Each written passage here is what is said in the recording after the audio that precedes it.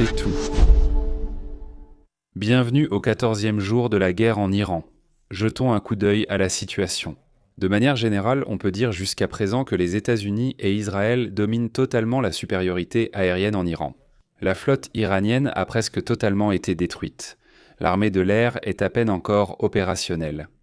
Les bases de lancement de drones et missiles ont été ciblées et en partie gravement endommagées ou détruites. De même, la plupart des dispositifs de défense aérienne sont désormais presque inutilisables. Cependant, les États-Unis et Israël ne gagneront pas la guerre ainsi s'ils persistent. Ils le savent, Internet regorge de reporters. Les avis divergent totalement. Il est presque impossible de distinguer faits et opinions. Alors qu'actuellement, certains reporters à l'enthousiasme mitigé vivent un rêve humide après les attaques des États-Unis, en réalité, il se dessine une image qui montre certes une force militaire, c'est clair, mais sans véritable objectif. Nous allons d'abord examiner les derniers développements en Iran, puis je vais vous montrer pourquoi les États-Unis ne peuvent pas gagner la guerre s'ils continuent ainsi. Commençons par le sujet important. Pour une raison quelconque, et je ne sais pas pourquoi, mais pour une raison quelconque, il a été affirmé il y a quelques jours que l'Iran avait miné le détroit d'Ormuz. Bien sûr, certains youtubeurs avides de clics ont repris cette information, mais j'ai délibérément choisi de ne pas l'inclure dans mon rapport, car je n'ai absolument trouvé aucune preuve pouvant l'étayer. Maintenant, même le ministre de la Guerre écrit qu'il n'y a aucune preuve d'un minage du détroit. Je pense donc que ce sujet est désormais clos, jusqu'à preuve du contraire. De nouvelles images satellites confirment les rapports précédents et de lourdes pertes de l'armée de l'air iranienne sur la base aérienne de Khatami avec la 8e, base aérienne tactique au nord-est d'Ispahan. L'image montre qu'environ une douzaine d'avions ont apparemment été attaqués et détruits sur la base lors des frappes aériennes israéliennes de la semaine dernière. Parmi les appareils endommagés ou détruits, on trouve selon les images plusieurs F-14 Tomcat ainsi que d'autres avions de combat de l'armée de l'air iranienne. La base est l'un des sites majeurs de l'armée de l'air iranienne. Ces pertes affectent donc une flotte de chasseurs déjà limitée en capacité opérationnelle. Restons sur le sujet de l'armée de l'air. Des représentants militaires américains ont confirmé le crash d'un avion ravitailleur KC-135 Stratotanker de l'armée de l'air américaine dans l'ouest de l'Irak. Selon des représentants de l'armée américaine, un accident s'est produit lors d'une mission de soutien aux opérations aériennes en cours au-dessus de l'Iran. Selon ces informations, 2 avions ravitailleurs étaient en mission commune lorsqu'un incident a provoqué le crash de l'un d'eux. Le commandement central américain, c'est-à-dire le CENTCOM, a déclaré dans un bref communiqué que le 2e avion avait pu atterrir en toute sécurité. Le commandement a précisé que le crash n'était pas dû à des tirs ennemis, des blessures ou des défaillances des Stratotankers, contrairement à ce qui avait été évoqué la semaine dernière pour le 3 F-15 Hawk. Au lieu de cela, tout cela indique un accident survenu pendant l'opération. Le KC-135 Stratotanker fait en effet partie des avions de soutien les plus importants de l'armée de l'air américaine. Il ravitaille en vol les avions de chasse et bombardiers, leur permettant d'accomplir des missions bien plus longues.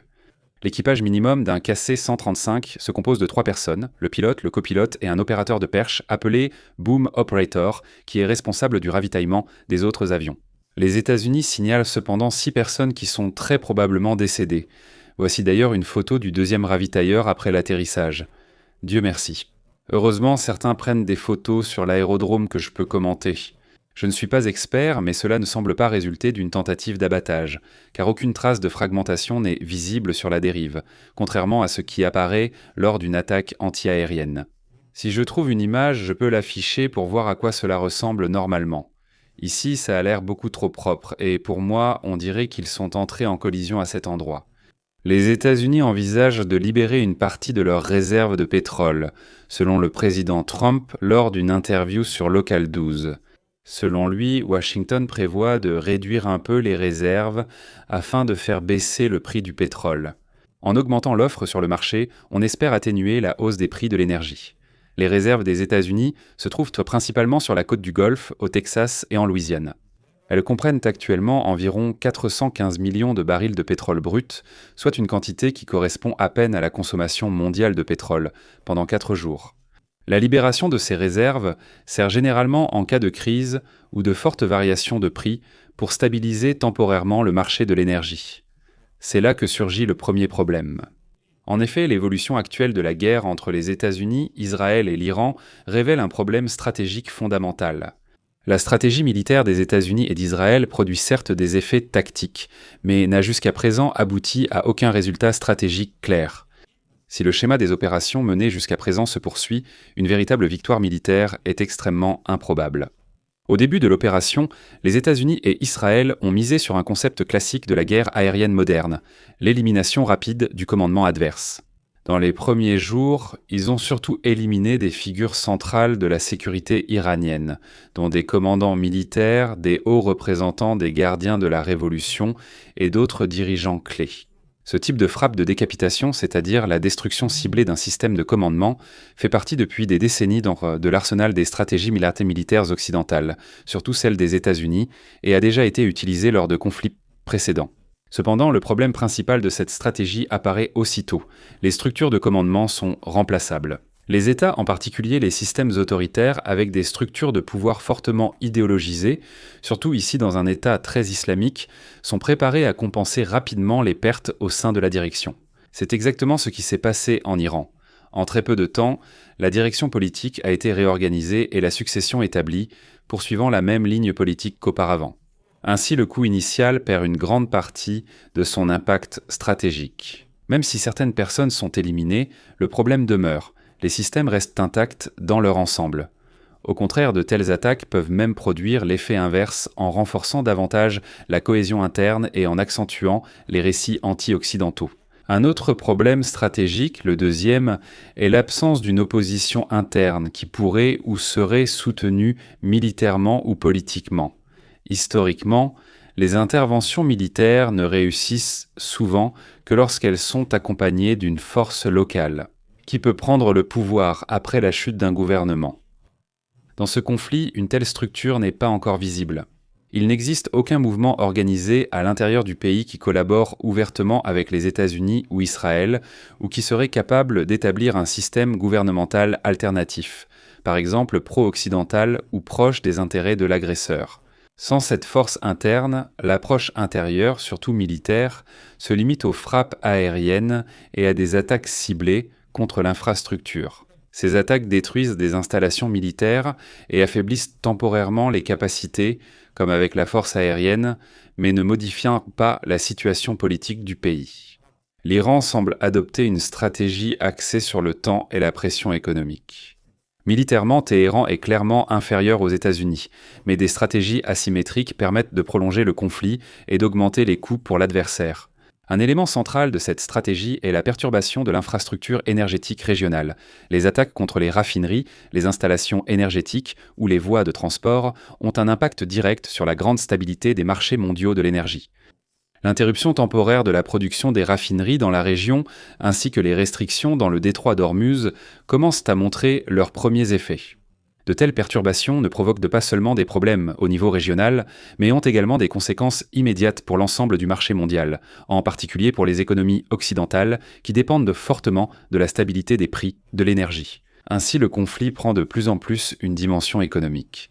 Pour les États-Unis, cela crée un risque politique. La hausse des prix de l'énergie influence directement le climat politique intérieur. Dans un contexte politique où les élections sont centrales, ces conséquences économiques peuvent mettre une forte pression sur le gouvernement. À cela s'ajoute un autre dilemme stratégique. Les moyens militaires des États-Unis sont vastes, mais leur utilisation est politiquement limitée. Une vaste offensive terrestre contre l'Iran relèverait du domaine militaire. Le pays dispose de grandes forces armées, combinant l'armée régulière et les gardiens de la Révolution, soit environ 1,6 million d'hommes, ainsi qu'un énorme obstacle géographique, à savoir sa topographie. L'Iran est un pays immense avec de vastes régions montagneuses. Ce type de terrain favorise les défenseurs et complique considérablement, surtout, les invasions de grande envergure. En parallèle, certaines unités iraniennes sont très expérimentées en guerre asymétrique et en guérilla. Pour une invasion, cela signifierait que même un succès militaire rapide ne mènerait pas automatiquement à un contrôle stable. Un scénario qui rappellerait fortement des conflits antérieurs comme l'Afghanistan ou l'Irak. Ce sont justement ces expériences qui marquent la retenue politique des États-Unis.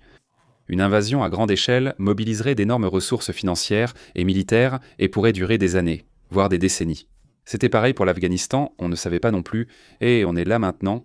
Combien de temps ça va durer? Et puis ça a traîné pendant une éternité. Beaucoup d'autres conflits suivent le même chemin. Les coûts politiques d'une telle guerre seraient énormes et on le voit aussi en Ukraine. Une autre attaque, cette fois menée par la Russie et non par les États-Unis, devait aussi se finir vite, mais nous en sommes à la 5e année. La guerre continue sans fin, d'où une stratégie axée sur les frappes aériennes et la limitation des opérations maritimes.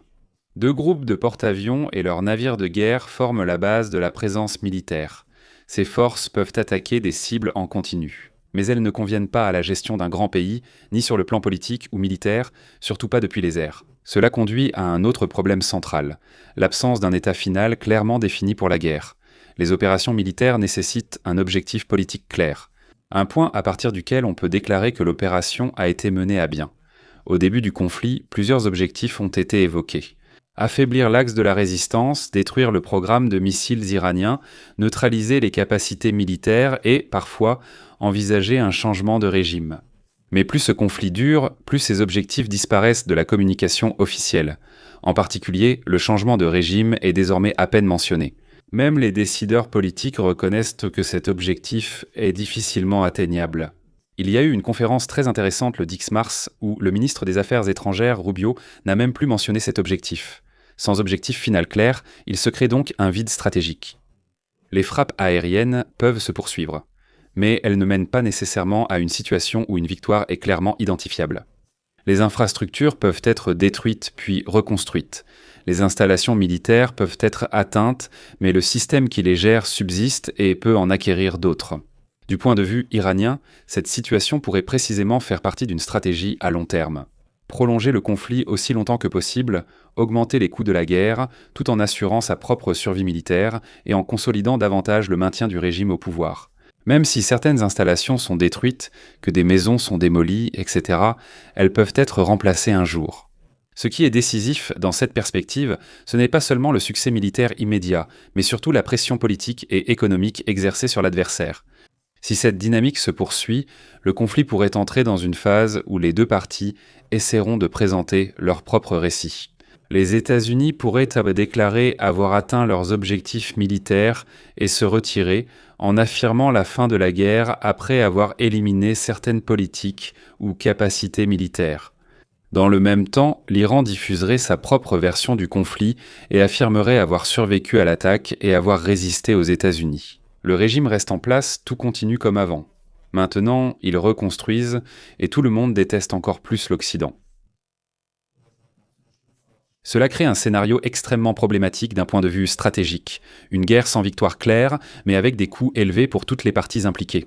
La question centrale demeure. Comment ce conflit doit-il finir ? Sans objectif politique clair et sans stratégie réaliste pour atteindre cet objectif, la guerre risque d'entrer dans une phase d'action militaire permanente, qui produisent certes des gros titres spectaculaires, mais n'apportent aucun changement durable à la situation stratégique. Et l'Iran peut simplement faire traîner les choses. Si les États-Unis annonçaient la fin de la guerre, l'Iran pourrait renvoyer des drones au Moyen-Orient et frapper à nouveau des producteurs ou dépôts de pétrole. Les prix continueraient d'augmenter, puis les États-Unis agiraient encore, peut-être en détruisant symboliquement quelques bâtiments, et une semaine après, l'Iran réagirait de la même façon. Cela ne leur coûte rien, mais pour nous, les conséquences d'y sont extrêmes. Merci à tous les abonnés, membres de la chaîne et à l'équipe d'Alge. Merci à lieutenant-colonel Rennecke, Stealer 30 Frédéric Mayhofer. Abonnez-vous, likez, commentez et à la prochaine mise à jour.